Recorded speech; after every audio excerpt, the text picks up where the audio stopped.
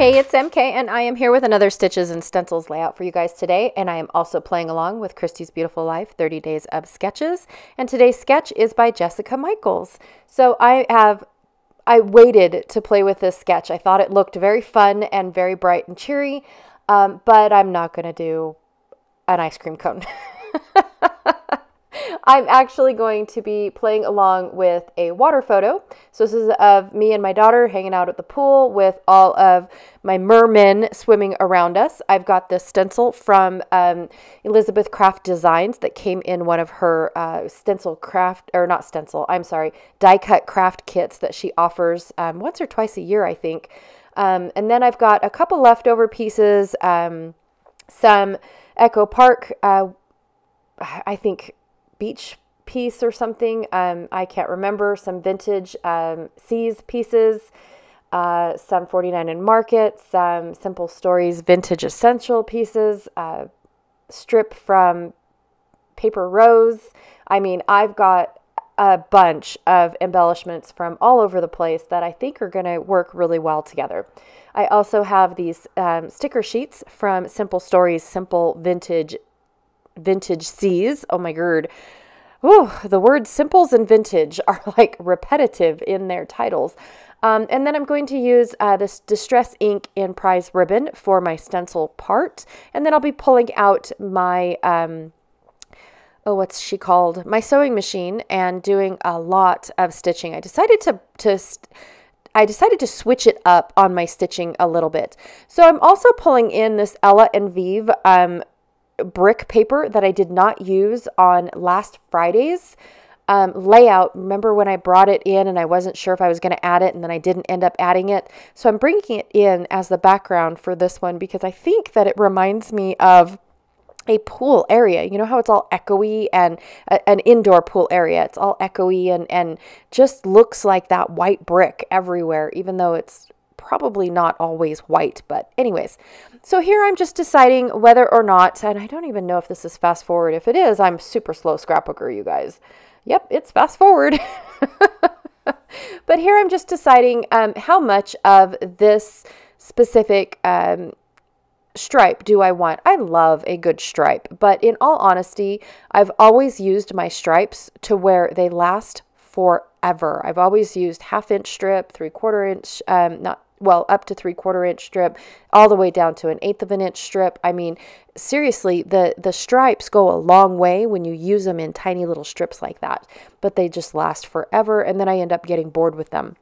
So for this one, because Jessica has her stripes down the sides of both sides of her layout or sketch, I'm going to do the exact same thing. And then once I made that decision, I was going to trim down my photo. Well, then I get squirreled with that little grid piece there by, what's it called? By Paper Rose. So I'm going to go and get distracted on that one. But first I wanted to see, did I want that dark newsprint or do I want this gray looking piece? And so I wanted to decide what, because I knew I was going to use all 3 of these scraps as layers for my photo mat, because I didn't have 3 photos. So instead of doing 3 photos, I decided to do 3 photo mats behind 1 photo. Yes, I know. I'm justifying what I'm doing. I know. It's a good time. So anyways, I have decided that I didn't want the red and the blue together, but I didn't like how dark the newsprint was on the other side. It was a little bit more of a cream than a bright white. So I decided to do the gray, plus that brings in the gray from the Paper Rose that I just ripped in half and then threw off to the side. I know, it was one of those things that I had to go do, but then I don't do anything with it. So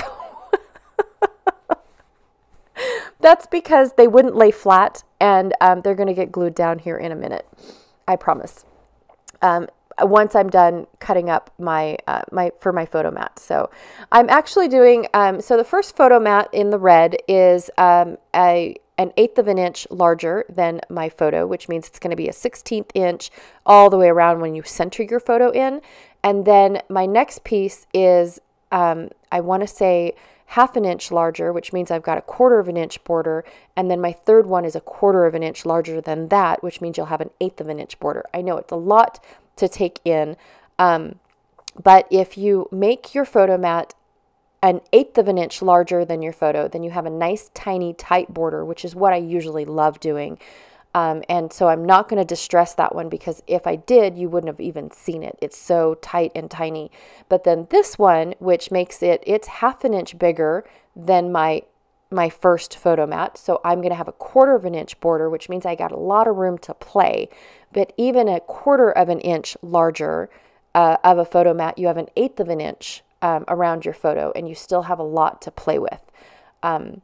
So depending on how much of your paper do you want to see behind your photo mat, gives you the space and the freedom to scuff up the edges and actually play with your photo mats and give it a little bit of a personality before you start just photo matting it, because it's the process, and then putting it down. So I like to give my photo a little bit of attention, especially when this photo is like super uber dark. It was taken by my stepmother-in-law, and she, because of the window behind us, you really can't see us. But in all honesty, in person, the photo looks much better. Like, you can see which one of all of my kids are swimming around me, or like Isaac standing up there, he's getting ready to jump in and splash us. And then Cora and I are just kind of sitting there chilling and hanging out. And I have to say this because I'm salty about it, but the swimsuit that I'm wearing was my favorite all-time swimsuit, and I lost it. I did not have it for the cruise. I was so super upset. I'm still pouting about it, but I think in one of the many trips that we were on with my son's football, I think that I left it in one of the hotels. So even with because that very morning before we took off, I took the kids swimming first thing in the morning, because they said it opened at 6, even though it opened at 7. We were rebels, but the guy said 6, so we were down there at 6 a.m. and we were swimming away until about 8, and then we all went and took showers and got dressed, and I think I hung it up to try and dry behind the door, and then when I opened the door, I totally spaced it. I don't know exactly if that's what happened, because honestly, I don't remember wearing it after that, because then it was winter. So yeah, I searched all my bags, I've searched everywhere, and I couldn't find it, but I'm so salty about it, because that was my favorite bathing suit, and I purchased other bathing suits for my cruise, and Jason's like, yeah, I still like your other one. And I was like, well, rub it in, why don't you? Okay, so I am deciding that my photo is going to represent the ice cream cone in Jessica's sketch. Just because of the fact that it is the large element, even though Jessica's large element is the ice cream cone. So because my photo is going to be the large element, I decided it's going to be the ice cream cone instead of the 3 photos. And then these bubbles that I'm creating, or circle bits, I don't really know exactly what the intention of them were for the kit that they came in. But I've always used them as bubbles on water layouts. I think they work really well. The stencil is one of my favorites for that reason, just because it is a really good water bubbly stencil. So anywho, I'm going to go ahead and use that as the 3 photo mats. So I'm trying to get 3 of them on and around my design, but I want it to hug around my photo. So I'm trying to get the circles inside my photo just enough to where when I lay it back down, some of them will be peeking out from behind my photo instead of everything just being right next to my photo. And then I'm going to put a little bit over on the left side, kind of to represent the sun that is next to the ice cream cone in Jessica's sketch. Now, my title does end up down at the bottom. At first, I wasn't sure, but I do have a lot of dead space down there. So at first, this was my intention. I was going to use this exact sticker, but I thought it was going to go look better down at the bottom. Well, it doesn't. So now I have to figure out, okay, well, if I put it up at the top, then how do I make it look like it belongs at the top? And then I remembered, oh, I need to stitch. So I'm going to be drawing all of these lines for my stitching, and I'm going to do a grid pattern for the stitching. So the first part of it is going to go up and down, and then the next part is going to go side to side. Well, when I sew side to side, it gets lost in the brick. Like I couldn't even see it, even though I tried not to make my lines line up exactly with the grout of the brick. It still ends up to where I couldn't see my gray stitching because I switched out my black thread for gray because I felt like my black was going to be too stark, oh my gosh, in your face. So when I get to that, I do decide that, okay, this is not going to work. I really want it to stand out and be side to side. So I went back over my side to side stitching with zigzags and in just a few spots. I don't want it the whole way down because I feel like that would have been too much of an eyesore. So just in a few little spots, about an inch wide, maybe less, I did a bunch of little zigzags. But here I'm only going to show you guys the up and down and then how I secure my stitching in the back. And I fast forwarded this so much because this took about an hour or more. I did not time myself. So basically what I do is I pull all my thread to the back of my layout, and then I put a little dab of glue and then smack a strip of washi tape down on the bottom to secure that glue in place because I'm too impatient to wait for it to dry. But then this way my stitching won't come out. I don't have to do the back stitching type stuff because the paper's super thin. All that good stuff. So it's a cure-all for everything. Plus now my washi tape is glued down securely to my page because it is on fabric. And so when I go to put the layout away, nothing's gonna come undone. Nothing's gonna get snagged. Nothing's going to be in the way for me to actually put it down in my album. So I do like this method, even though it is very, very time consuming. But I wanted to show it with you guys because normally, or share it with you guys, because normally I do end up cutting this part out because it is so time consuming. Oh, and hey, look, I finally ran out of that pink washi tape. Woohoo! That is the only thing I ever use that pink washi tape for, by the way, is to secure brads and blah blahs thread. So here I am doing, I guess I thought that I cut this part out, you guys. Really, I did, but I did not. So here's where I am doing my horizontal stitching, and like I said, I can't see it. Like you guys can't even see it. It looks gone. It looks hidden.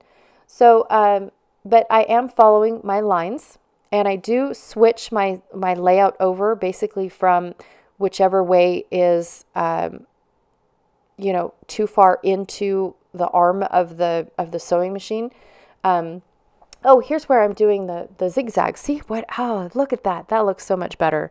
I love those zigzags. And what I do in the middle of the zigzag is I've got my zigzag, and then as I'm going forward, I kind of stop it and snag it up a little bit and pull it a little bit towards myself so I can get that mistake in the middle of the zigzag. And then I let it go through just to make sure I didn't mess up my sewing machine because, I don't know these things. But I do love how the zigzags ended up looking, and they do draw attention to the horizontal stitching.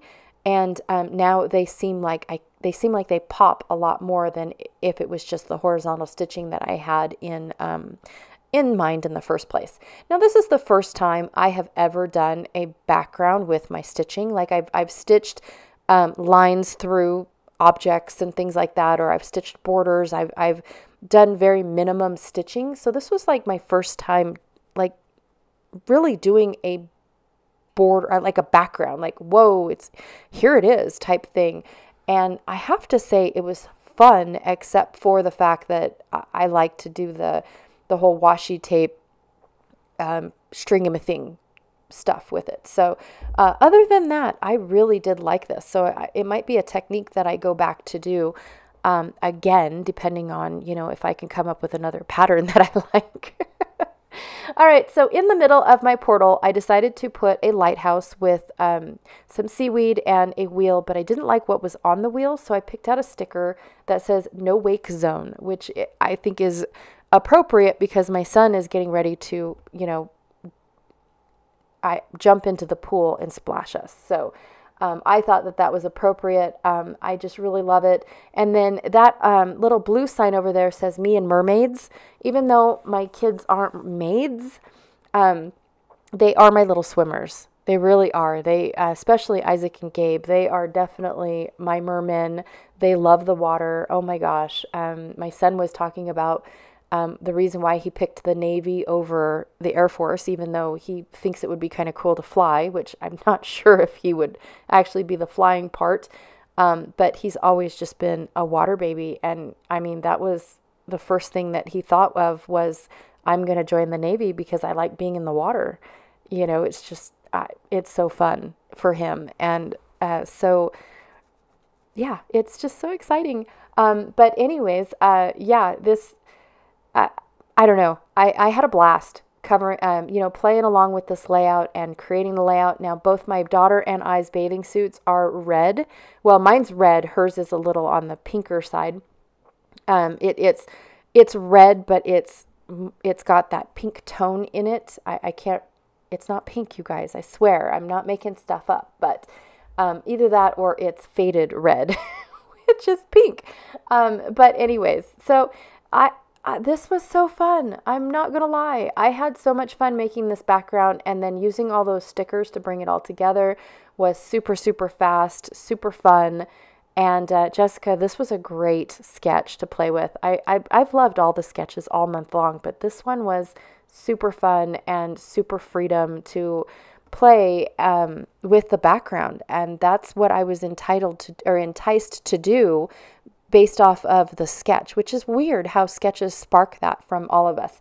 All right, you guys, same old spiel, 2 links down below, one for Christy's Beautiful Life for YouTubers, and one is for her Facebook group. And then, of course, don't forget to join in. I think I forget this every month.